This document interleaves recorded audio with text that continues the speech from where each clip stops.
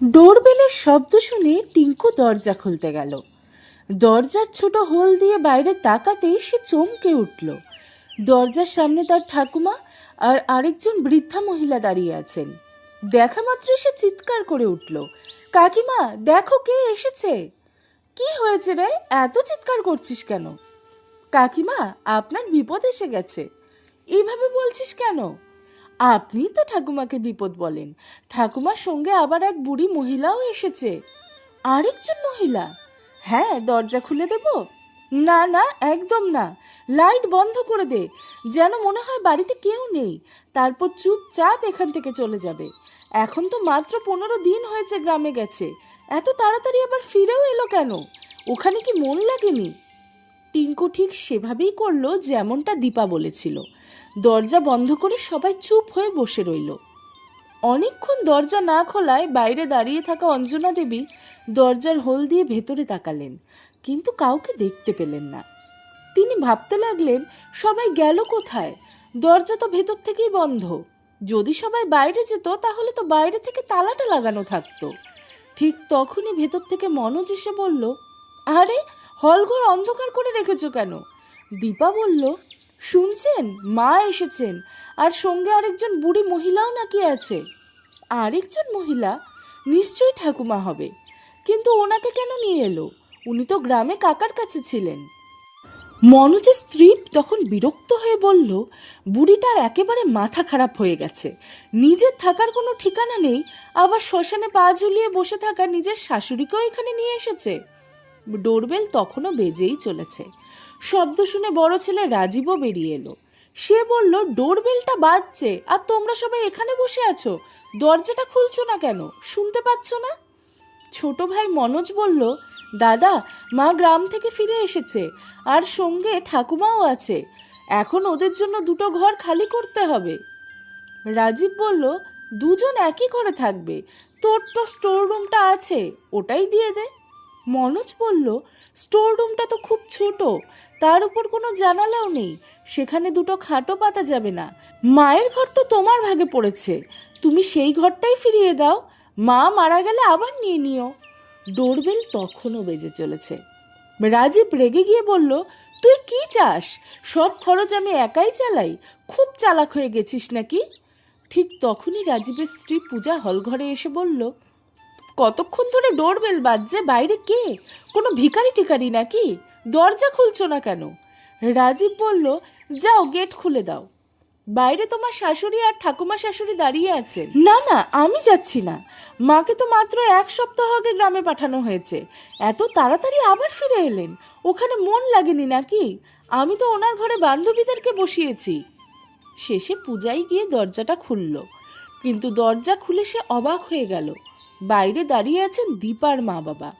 ভেতরে ঢুকেই দীপার মা বললেন, এত দেরি করলি কেন দরজা খুলতে? একদিকে ডাকিস, আবার দরজাও খুলিস না, তোর জন্য দাঁড়িয়ে দাঁড়িয়ে তো হাঁপিয়ে গেলাম।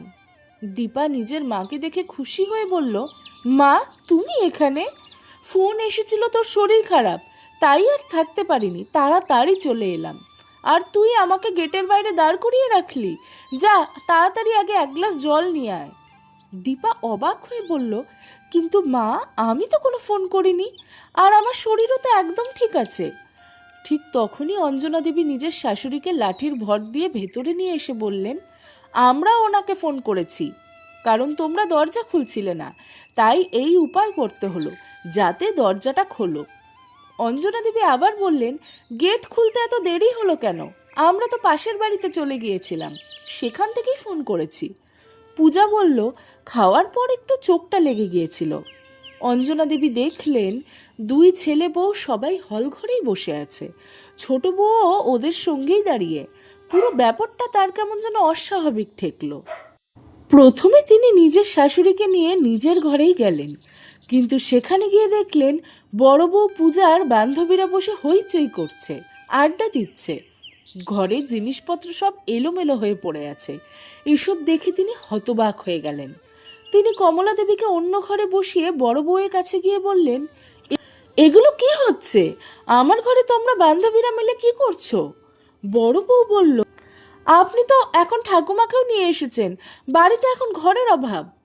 অঞ্জনা দেবী বললেন, বাড়িতে ছয়টা ঘর আছে, একটায় তুমি থাকো, আরেকটায় ছোট বউ, একটা ঘরে তোমাদের বাচ্চারা থাকে, একটা গেস্ট রুম, তবুও দুটো ঘর খালি তো আছে। আর আমি তো মাকে আমার ঘরেই রাখবো, তারপরও একটা ঘর বেঁচে যায়। রাজীব বলল, আসলে মা, আমরা বাড়িটা ভাগ করে নিয়েছি। তোমাদের বাবার মৃত্যুর এখনো 1 মাসও হয়নি, আর তোমরা বাড়ি ভাগ করে নিলে? বড় বউ, কি সংস্কার নিয়ে এসেছো তুমি? নিজের বান্ধবীদের নিয়ে পার্টি করছো? তোমাদের শ্বশুর মারা গেছেন তো 1 মাসও হয়নি। অঞ্জনা দেবী কষ্টে বললেন, আমি থাকতে থাকতে এই বাড়ি কিভাবে ভাগ হয়ে গেল? মানুষ তো একই আছে, তাহলে ঘর কম পড়লো কিভাবে? ছোট ছেলে বলল, মা, 2 ভাইয়ের ভাগে 3টে করে ঘর এসেছে। একটা আমাদের স্বামী স্ত্রীর জন্য, একটা বাচ্চার জন্য, আর একটা গেস্ট রুম। অঞ্জনা দেবী শান্ত গলায় বললেন, তাহলে তোমরা 2 ভাই একটা গেস্ট রুম একসঙ্গে ব্যবহার করো না? দুটো গেস্ট রুমের কি দরকার? রাজীব বলল, মা, আপনি স্টোর রুমেই থাকুন, মাটিতে গদি পেতে দিব। দেখুন না, দীপার মা এসেছে, ওদিকে পূজার বান্ধবীরাও আছে। এক কাজ করুন, আপনি স্টোর রুমেই থাকুন। ঠাকুমা তো গ্রামের মানুষ, খোলা জায়গায় থাকার তার অভ্যেস আছে। মনোজ বলল, কিন্তু স্টোর রুমটা তো খুব ছোট, কোনো জানালাও নেই, দম বন্ধ হয়ে যাবে না? অঞ্জনা দেবী দৃঢ় গলায় বললেন, আমি আমার ঘরেই থাকবো। আর বৌমা, তোমার বান্ধবীদের বলো পার্টি শেষ হলে যেন চলে যায়। পূজা বলল, মা, ওরা তো এই মাত্র 1 ঘন্টা আগে এসেছে, এখন কিভাবে যেতে বলি? অঞ্জনা দেবী কিন্তু নিজের শাশুড়ি মাকে মায়ের মতো ভালোবাসতেন, ভীষণ সম্মান করতেন। তাই শাশুড়ির সেবা করার জন্য তিনি কয়েকদিন গ্রামের বাড়িতেই ছিলেন। প্রায় 10 দিন পর তিনি যখন শহরে ফিরে এলেন, তার সঙ্গে কমলা দেবীকেও নিয়ে এলেন। অঞ্জনা দেবী নিজের ভাইপোর ওপর একটুও ভরসা ছিল না। তিনি কমলা দেবীর সঠিক যত্ন নেবেন কিভাবে? কিন্তু আজ নিজের বাড়ির পরিবেশ দেখে অঞ্জনা দেবী যেন ভেঙে পড়লেন। জীবনে প্রথমবার তার নিজের ছেলেদেরও পর মনে হতে শুরু করলো। স্টোর রুমে বসে অঞ্জনা দেবীর চোখ পড়ল দেওয়ালে টাঙানো নিজের স্বামীর ছবির দিকে। ছবিটার দিকে তাকিয়েই তিনি কেঁদে ফেললেন। কাঁপা গলায় তিনি বলতে লাগলেন, এত বড় বাড়ি বানিয়ে গেলে, অথচ তোমার ছেলেরা তোমার ছবিটাকে স্টোর রুমে টাঙিয়ে রেখেছে। বাচ্চারা আমার ঘরটাও কেড়ে নিল। আর তোমার ছবির সামনে দাঁড়িয়ে মনে হচ্ছে এই বাড়িতে আমি যেন আজ পর হয়ে গেছি। যখন তোমার ছবিটারই জায়গা নেই, তখন আমার জন্য আর জায়গা থাকবে কোথায়? তোমার চলে যাওয়ার পর ছেলে বউদের ব্যবহার একেবারে বদলে গেছে। সকাল কেটে সন্ধ্যা, সন্ধ্যা কেটে রাত হয়ে গেল, কিন্তু 2 বউয়ের কেউই শাশুড়ি আর ঠাকুমা শাশুড়ির খাওয়ার কথা জিজ্ঞাসাও করল না। এমনকি 1 গ্লাস জল পর্যন্ত দেয়নি। অঞ্জনা দেবী অপেক্ষা করতে লাগলেন, হয়তো কেউ খাবার নিয়ে আসবে। কিন্তু রাত 9টা বেজে গেল, তবুও খাবারটা এলো না। ওদিকে তার শাশুড়ি ক্ষুধায় ছটফট করতে লাগলেন। নিজেই শাশুড়ির সেই অবস্থায় অঞ্জনা দেবী আর সহ্য করতে পারলেন না। তিনি উঠে নিজেই রান্নাঘরের দিকে গেলেন। সেখানে গিয়ে দেখলেন 2 বউ রান্নাঘরটাকেও 2 ভাগে ভাগ করে ফেলেছে। মাঝখান থেকে আলাদা গেট পর্যন্ত লাগানো হয়েছে। অঞ্জনা দেবী বললেন, বৌমা, সকাল থেকে কিছুই তো খাওয়া হয়নি। 2জন বউই চুপ করে রইল। একজন আরেকজনের মুখের দিকে তাকাতে লাগলো। বড় বউ ভাবছে ছোট বউ খাবার দেবে, আর ছোট বউ ভাবছে বড় বউ দেবে। এদিকে 2জনই রান্না করতে ব্যস্ত, যেন কোনো প্রতিযোগিতা চলছে। বড় বউ নিজের বান্ধবীদের জন্য সেওয়াই, পিৎজা, পাস্তা বানাচ্ছে, আর ছোট বউ পনির পোলাও আর পকোড়া তৈরি করছে। দেখে মনে হচ্ছিল যেন মাস্টার শেফের প্রতিযোগিতা চলছে। এসব দেখে অঞ্জনা দেবী একটু খুশি হয়ে বললেন, বৌমা, তোমরা এত কিছু রান্না করেছো, নিশ্চয়ই ঠাকুমা শাশুড়ির জন্য। বেচারি অনেক দিন ভালো খাবার খায়নি। এই বয়সে আমার দ্বারাও আর এত কাজ হয়ে ওঠে না। যাক, এখন বাড়ি ফিরেছি, অন্তত শান্তিতে 2টো তৈরি করা রুটি তো খেতে পারবো। বড় বউ ঠান্ডা গলায় বলল, মা, আজ বাড়িতে অতিথি এসেছে, তাই তাদের জন্য স্পেশাল রান্না হচ্ছে। এটা ভেবে নেবেন না যে আপনাদেরও খাওয়ার জন্য নিমন্ত্রণ হবে। আর 90 বছরের ঠাকুমা শাশুড়িকেও এইসব খাওয়াবেন না, হজম হবে না। আবার তখন খাটে পড়ে যাবেন, তখন কিন্তু আপনাকেই সেবা করতে হবে। আমরা কিন্তু ছুঁতেও যাব না। আপনি বরং গিয়ে একটু খিচুড়ি বানিয়ে নিন। অঞ্জনা দেবী বললেন, আমার শাশুড়ি খিচুড়িই খাবে, কারণ ওনার দাঁত নেই, এইসব খেতে পারবে না। কিন্তু আমি তো খেতে পারি, তাই না? ছোট বউ বলল, মা, আমার 8 মাস চলছে, আর এটা ভালো করে জেনে রাখুন, কেউ আপনাদের জন্য এসব রান্না করেনি। আমি আমার মায়ের জন্য বানিয়েছি, অনেক কষ্ট করে দাঁড়িয়ে দাঁড়িয়ে রান্না করেছি। খুব ক্ষুধা লাগলে ফ্রিজে ব্রেড বাটার আছে, খেয়ে নিন, না হলে বড় বৌদিকে বলুন, উনি খিচুড়ি বানিয়ে দেবেন। ঠিক তখনই বড় বৌদি সঞ্জনা বলে উঠল, মা, আমারও বান্ধবীরা এসেছে, দেখতে পাচ্ছেন না? এখন আবার এক বোঝা নিয়ে এসেছেন। খিচুড়ি চাইলে নিজেই বানিয়ে নিন, আপনিও তো ওই হাড়ের কাঠামোটাকে এখানে টেনে নিয়ে এসেছেন। এই কথা শুনে অঞ্জনা দেবীর রাগ সপ্তমে উঠে গেল। তিনি গর্জে উঠলেন, বড় বউ, নিজের জিভ সামলে কথা বলো। উনি আমার শাশুড়ি, আমি নিজের মায়ের থেকেও ওনাকে বেশি সম্মান করি। আমার সম্পর্কে কিছু বললে আমি সহ্য করব, কিন্তু আমার শাশুড়ির সম্পর্কে একটা কথাও বললে তোমাদের জিভ টেনে ছিঁড়ে ফেলবো। ছেলে আসুক, আজই সব বলবো। ঠিক তখনই রাজীব এসে পড়ল। অঞ্জনা দেবী বললেন, দেখো, তোমার বউ তোমার ঠাকুমার সম্পর্কে কি আজে বাজে কথা বলছে। এক বাটি খিচুড়ি দিতেও এদের এত কষ্ট হচ্ছে। রাজীব বিরক্ত গলায় বলল, মা, পূজা তো ঠিকই বলেছে, আর আমারও অনেক কাজ আছে। সকাল সকাল তোমাদের এই ঝামেলা শুনে নিজের দিনটা নষ্ট করতে চাই না, আমাকে কাজে যেতে দাও। এটুকু বলেই সে রাগ করে বেরিয়ে গেল। স্বামীর সমর্থন পেয়ে বড় বউ আরও বাড়াবাড়ি শুরু করলো। সে বলল, ওই বুড়ির সম্পর্কে বললে আপনি কি করবেন? এখানে আপনার নিজের রুটিনই ঠিক নেই, আবার একটা বাড়তি বোঝা এনে ফেলেছেন। চোখ রাঙাবেন না মা, আপনার সময় কিন্তু শেষ হয়ে গেছে। এই কথা বলে বড় বউ রান্নাঘরে তালা লাগিয়ে নিজের মতো ঘরে চলে যেতে লাগলো। যেতে যেতে বলল, আর মা, আপনার কি একটু লজ্জা শরমও নেই? আমার বান্ধবীরা এসেছে, অতিথিদের সামনে নাটক করছেন। চুপচাপ থাকতে পারেন না? শুনে রাখুন শাশুড়ি মা, আমি সিনেমা দেখতে যাচ্ছি। তারপর ছোট বউও একই কাজ করলো। নিজের রান্নাঘরে তালা লাগিয়ে সেও নিজের ঘরে চলে গেল। এসব দেখে অঞ্জনা দেবীর পায়ের তলার থেকে যেন মাটি সরে গেল। তিনি উঠোনে বসে পড়লেন, চোখে জল ভরে এলো। এরপর তিনি স্টোররুমে গিয়ে গ্রামের বাড়ি থেকে আনা টিফিন ক্যারিয়ারটা ব্যাগ থেকে বের করলেন। তাতে এখনও 2টো রুটি বেঁচে ছিল। তরকারিটা নষ্ট হয়ে গিয়েছিল, কিন্তু রুটিটা ঠিকই ছিল। তিনি কিছু টাকা নিয়ে বাজারে গেলেন, একটু দুধ কিনে আনলেন।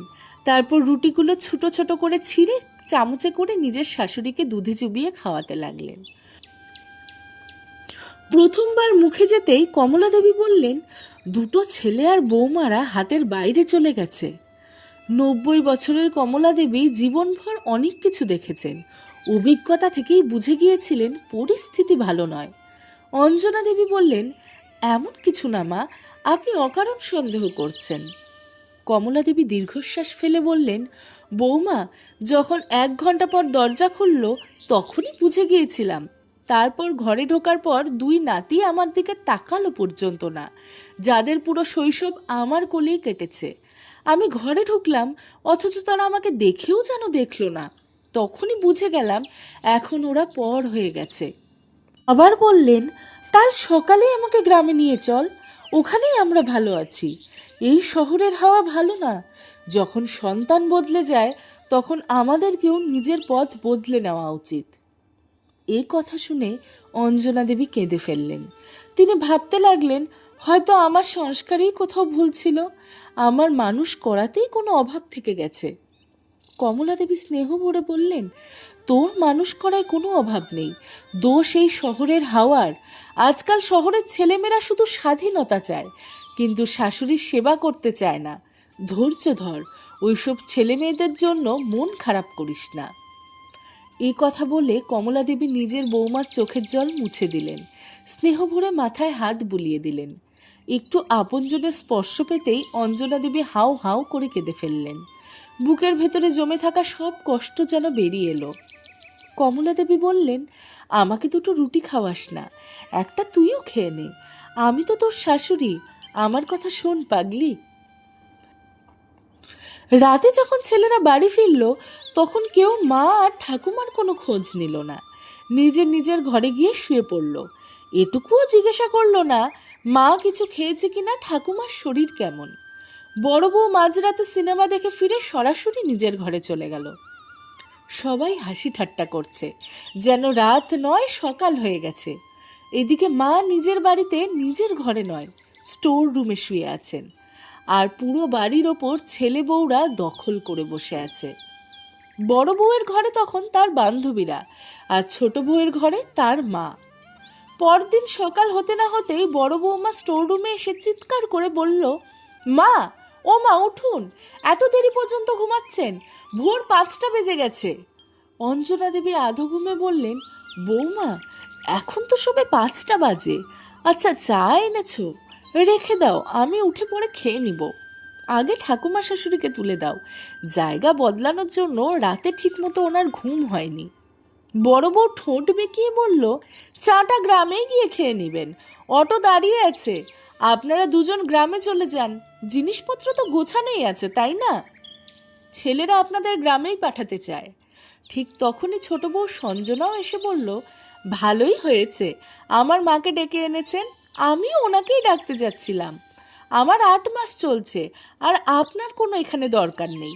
আমার বাচ্চার জন্য আপনাকে ভাবতেও হবে না, আমার মা আছে, উনি সব সামলে নেবেন। আপনারা গ্রামে চলে যান, গ্রামের 4 ঘরের বাড়িটায় আপনি আর আপনার শাশুড়ি মা আরামে থাকবেন। এবার নিজের জিনিসপত্র নিয়ে বেরিয়ে পড়ুন। অঞ্জনা দেবী তখনও ঠিকমতো ঘুম থেকেই উঠতে পারেননি, আর তার আগেই বউরা তাকে নিজের বাড়ি থেকে বের করে দিতে শুরু করলো। তবে হয়তো তিনি আগেই সবটা আন্দাজ করেছিলেন। অঞ্জনা দেবী তার শাশুড়ি কমলা দেবী চোখ মুছতে মুছতে উঠে দাঁড়ালেন। অঞ্জনা দেবী নিজের ছেলেকে বললেন, গ্রামে তো যাচ্ছি, কিন্তু আমার খরচ কে চালাবে? ছেলে নির্লজ্জ গলায় বলল, মা, তোমার আবার খরচের কি দরকার? বাবার দেওয়া কিছু টাকা তো তোমার অ্যাকাউন্টেই আছে, সেগুলো দিয়েই চালিয়ে নিও। অনেক হয়েছে তোমার ইচ্ছা মতো চলা, এই বাড়িতে সবসময় তোমার কথাই তো চলেছে, কিন্তু এখন তোমার বৌমারা আর সহ্য করবে না। তুমি এখানে থাকলে রোজ অশান্তি হবে, ঝগড়া হবে, তাই ভালোই ভালো এখান থেকে চলে যাও। নিজের ছেলের মুখে এমন কথা শুনে কমলা দেবীর চোখ ভরে উঠল। তিনি কাঁপা গলায় বললেন, তোরও শহরের হাওয়া লেগে গেছে রে ছেলে, তোর চোখে এখন আর লজ্জা শরম কিচ্ছুটি নেই। অঞ্জনা দেবী নিজের স্বামীর ছবিটা বুকে জড়িয়ে ধরে কাঁদতে কাঁদতে সেই বাড়ি ছেড়ে চিরদিনের মতো গ্রামে চলে গেলেন। আর ছেলেগুলো এতটাই অকম্মন্য ছিল যে নিজের মাকে বাসে তুলে দিতে পর্যন্ত গেল না। নাতি টিঙ্কু আস্তে করে বলল, মা, দাদিকে এভাবে বাড়ি থেকে বের করে দিচ্ছ কেন? এটা তো ঠিক না। পূজার সঙ্গে সঙ্গে ধমক দিয়ে বলল, চুপ, নিজের ঘরে গিয়ে খেল, বড়দের মাঝে কথা বলবি না। অঞ্জনা দেবী যখন গ্রামে পৌঁছালেন তখন দেখলেন তার দেওরও গ্রাম ছেড়ে কোথাও যাওয়ার প্রস্তুতি নিচ্ছেন। কমলা দেবী কাঁদতে কাঁদতে বললেন, লক্ষণ, তুই কোথায় যাচ্ছিস? এক মেয়ের বাড়ি থেকে তো তাড়িয়ে দিল, এখন তুইও আমাদের ছেড়ে চলে যাচ্ছিস। লক্ষণ বলল, হ্যাঁ মা, আমি ছেলে মেয়েদের নিয়ে শহরে চলে যাচ্ছি, কিন্তু তুমি একটা কথা মনে রেখো, গ্রামের জমিটা কখনো বিক্রি করো না। দেখছো না অঞ্জনার কি অবস্থা হয়েছে? কৈলাসে চলে যাওয়ার পর ও আজ গৃহহীন হয়ে গেছে, এখন গ্রামের বাড়িটাই ওর একমাত্র ভরসা। অঞ্জনা দেবীর অবস্থা দেখে তার দেওর খুব কষ্ট পেলেন, কিন্তু শহরে যাওয়ার টিকিট আগেই কাটা ছিল, তাই তিনি অঞ্জনা দেবীকে সান্ত্বনা দিয়ে নিজের ছেলের কাছে শহরে চলে গেলেন। কারণ তাদের তো বিশ্বাস ছিল তাদের ছেলে বউরা এমন হতেই পারে না। কমলা দেবী আর অঞ্জনা দেবী গ্রামের বাড়িতেই দিন কাটাতে লাগলেন। অঞ্জনা দেবী নিজের শাশুড়ির খুব যত্ন নিতেন, সময় মতো রান্না করে খাওয়াতেন, সেবা করতেন, ওষুধ দিতেন, যেন নিজের মায়ের মতো আগলে রাখতেন। আর এইদিকে শহরের 2 ছেলে বউ যেন নিশ্চিন্ত হয়ে গেল। যাক, মা আর ঠাকুমা দুজনেই চলে গেছে, এবার সব টেনশন শেষ, চিরকালের মতো ঝামেলা দূর হলো। ছেলে বউরা মিলে আনন্দে পার্টি করতে লাগলো, ডিস্কোতে যেতে লাগলো। দীপা খুশিতে লাফাতে লাফাতে নিজের মায়ের ঘরে গিয়ে বলল, মা, এবার সব টেনশন শেষ হয়ে গেছে, ভালো হয়েছে ওই বুড়ি নিজের শাশুড়িকে নিয়ে গ্রামে চলে গেছে, এখন আমি নিশ্চিন্তে আমার হতে চলা বাচ্চার জন্য শপিং করতে পারবো, একটা দোলনাও কিনতে পারবো। দীপার মা বললেন, শোন মা, তোর শ্বশুর মারা যাওয়ার পর তো আমি তোর সাধের অনুষ্ঠানও করতে পারিনি, এবার কিন্তু সেটা ধুমধাম করে করব। হ্যাঁ মা, তুমি ঠিকই বলছো। তারপর মা আবার বললেন, আর শোন, এই অবস্থায় তুই শপিং করতে যাস না, আমি একাই শপিং করে নিব। ঠিক আছে মা, আমার পছন্দের লাল রঙের জামা আনবে, আর ততক্ষণে আমি আমার বান্ধবীদের নিমন্ত্রণ করে নেই। ছোট বউ নিজের স্বাদের অনুষ্ঠানের খুব ধুমধাম করে ব্যবস্থা করল, কিন্তু নিজের শাশুড়িকেই ডাকলো না। দুনিয়ার সবাইকে নিমন্ত্রণ করলো, বাপের বাড়ির লোকজন এলো, বান্ধবীরা এলো, কিন্তু যে শাশুড়ি তাকে এত ভালোবেসে এই বাড়ির ছোট বউ করে এনেছিলেন, তাকেই সে ডাকতে চাইল না। বন্ধুরা, আজকাল এমন অনেক হয়, মানুষ নানান অজুহাতে শাশুড়ি শ্বশুরকে বাইরে পাঠিয়ে বাড়িতে জন্মদিন, বিবাহবার্ষিকী বা উৎসব পালন করে থাকে, কিন্তু এটা কিন্তু একেবারেই ঠিক নয়। দুদিন পরে সাধের অনুষ্ঠান শুরু হলো। সব অতিথিরা দীপাকে অভিনন্দন জানাচ্ছেন। তার মা হতে চলা নাতির জন্য সোনার বালা আর চেন উপহার দিলেন। দীপা হাসতে হাসতে বলল, মা, তুমি আমার বাচ্চার জন্য সোনার চেন দিলে। যদি আমার শাশুড়ি হতো তাহলে হয়তো একটা 1 টাকার কিছু ধরিয়ে দিত, আর ওই ঠাকুমা 10 টাকা হাতে দিয়ে বলতো, খুব সুখে থাকো, শুধু আশীর্বাদ দিয়ে দায় সেরে ফেলতো। তারপর হাসতে হাসতে বলল, ভালোই হয়েছে, সব টেনশন দূর হয়েছে, পুরো বাড়ি থেকে আমরা মুক্তি পেয়ে গেছি। সাধের অনুষ্ঠান শেষ হওয়ার পরই সবাই খাওয়া দাওয়া করছিল। ঠিক সেই সময় দরজার ঘন্টাটা বেজে উঠল। একজন লোক এসে একটা খাম ধরিয়ে দিল। মনোজ দরজা খুলে বলল, কাকে চান? লোকটি বলল, এটা কি রাজীব আর মনোজের বাড়ি? হ্যাঁ, আমি মনোজ। দীপা খুশি হয়ে বলল, আরে, এটা নিশ্চয়ই আমার বাচ্চার জন্য কেউ গিফট পাঠিয়েছে। হ্যাঁ হ্যাঁ, দাঁড়াও দেখি। মনোজ খামটা খুলল, কিন্তু চিঠি পড়তেই তার মুখের রং বদলে গেল। সে স্তব্ধ হয়ে দাঁড়িয়ে রইল। দীপা ঘাবড়ে গিয়ে বলল, কি হয়েছে, কিছু বলছো না কেন? ঠিক তখনই রাজীবও চলে এলো। কি হয়েছে মনোজ, চুপ কেন? মনোজ কাঁপা হাতে চিঠিটা রাজীবের দিকে বাড়িয়ে দিল। রাজীব পড়ে সেও হতবাক হয়ে গেল। লোকটি তখন বলল, এগুলো এই বাড়ির কাগজপত্র, এখন এই বাড়ির মালিক আমি। আপনাদের মা এই বাড়ি আমাদের কাছে বিক্রি করে দিয়েছেন, এখন এই বাড়ি খালি করে দিন, না হলে পুলিশ ডাকবো। রাজীব আর মনোজের হাত পা ঠান্ডা হয়ে গেল। রাজীব তো দিশেহারা হয়ে পড়ল। এ কি হয়ে গেল? একটু আগে টেনশন গেছে, আবার নতুন টেনশন। লোকটি চিৎকার করে বলল, এখনই বাড়ি খালি করুন। তারা অনেক অনুরোধ করলো, কিন্তু কোনো লাভ হলো না। লোকগুলি জোর করে রাজীব আর মনোজের জিনিসপত্র বাইরে ছুঁড়ে ফেলতে শুরু করলো। সব অতিথিরা দাঁড়িয়ে দাঁড়িয়ে সেই দৃশ্য দেখছিল। রাজীব যেন এক মুহূর্তে রাস্তায় নেমে এলো। কি করবে কিছুই বুঝতে পারছিল না। দীপা হাত জোর করে বলল, ভাই, অন্তত একটা রাত থাকতে দিন, আমি প্রেগনেন্ট, এই অবস্থায় কোথায় যাব? লোকটি নির্দয় গলায় বলল, কোথায় যাবেন সেটা আমি জানি না। যখন আপনারা নিজেদের মাকে বাড়ি থেকে বের করে দিয়েছিলেন, তখন কি তার কথা ভেবেছিলেন? এখন আমি কেন ভাববো? এখন এই বাড়ির মালিক আমি, বেরিয়ে যান। অবশেষে রাজীব, মনোজ আর দীপা তার মায়ের বাড়িতে গেল। ভাবলো রাতটা অন্তত সেখানে কাটাবে, কিন্তু সেখানেও শান্তি মিলল না। দীপার দাদা আর বৌদি তাদের থাকতে দিল না। বৌদি ঠান্ডা গলায় বলল, দিদি, যখন আপনি নিজের শাশুড়ি মাকেই মা বলে মানেননি, তখন আমি আমার ননদকে বোন বলে কেন ভাববো? আপনি প্রেগনেন্ট বলে আপনার সব দায়িত্ব আমি কেন নেব? এই বাড়িতে আপনার কোনো অধিকার নেই। দীপার মা হাত জড়ো করে বললেন, বৌমা, এমন করিস না, এই অবস্থায় কোথায় যাবে? কিন্তু বৌদি রেগে গিয়ে বলল, মা, আপনিও যদি এখানে থাকতে চান থাকুন, না হলে আপনাকেও বের করে দেব। শেষ পর্যন্ত বাধ্য হয়ে সবাইকে রাস্তাতেই রাত কাটাতে হলো। এই দৌড়াদৌড়ির মধ্যেই সঞ্জনার পেটে প্রচণ্ড ব্যথা শুরু হলো। যন্ত্রণায় সে কাঁদতে লাগলো। মনোজ ভয়ে তাকে হাসপাতালে নিয়ে গেল, কিন্তু রাত হওয়ায় কোনো হাসপাতালেই তাকে ভর্তি নিতে চাইছিল না। সে পাগলের মতো এক হাসপাতাল থেকে আরেক হাসপাতালে ছুটতে লাগলো। শেষে কোনোভাবে এক সরকারি হাসপাতালে ভর্তি করা গেল, কিন্তু ততক্ষণে অনেক দেরি হয়ে গেছে। দীপার বাচ্চাটাকে আর বাঁচানো গেল না। মনোজ কান্নায় ভেঙে পড়ল, আর দীপা যেন পুরো স্তব্ধ হয়ে গেল। কারোর সঙ্গে কথা বলতো না, চুপচাপ বসে থাকতো। হয়তো সে বুঝতে শুরু করেছিল সে নিজের শাশুড়ির সঙ্গে খুব অন্যায় করেছে, আর সে নিজের কর্মের শাস্তিই পাচ্ছে। পরদিন তারা একটি ছোট ভাড়া বাড়ি নিল, যেখানে দুই ভাই আলাদা আলাদা থাকতে শুরু করলো। কয়েকদিন পর রাজীব নিজের মায়ের সঙ্গে কথা বলতে গ্রামে গেল, কিন্তু সেখানে গিয়ে সে জানতে পারল গ্রামের সব সম্পত্তিও মা বিক্রি করে দিয়েছেন। যারা কিনেছে তারা খুব প্রভাবশালী লোক। অঞ্জনা দেবী আর কমলা দেবী কোথায় চলে গেছেন কেউ জানেন না।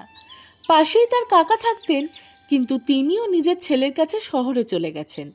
ঠিক তখনই এক প্রতিবেশী বললেন, রাজীব, মনোজ, তোমরা তোমাদের মায়ের সঙ্গে খুব অন্যায় করেছ। উনি গ্রামও ছেড়ে চলে গেছেন, নিজের শাশুড়িকেও সঙ্গে নিয়ে গেছেন। আমি অনেক বুঝিয়েছিলাম, কিন্তু উনি শোনেননি। এরপর তিনি একটা চিঠি রাজীবের হাতে দিলেন। চিঠিটা ছিল তার মায়ের। রাজীব কাপা হাতে চিঠিটা খুলল। তাতে লেখা ছিল, এসেছিস বাবা, আমি জানতাম তুই একদিন এখানে আসবি, তাই এই চিঠিটা রেখে যাচ্ছি। এখন থেকে আমাদের খোঁজ রাখার কোনো দরকার নেই। ওই বাড়িটা আমার নামে ছিল।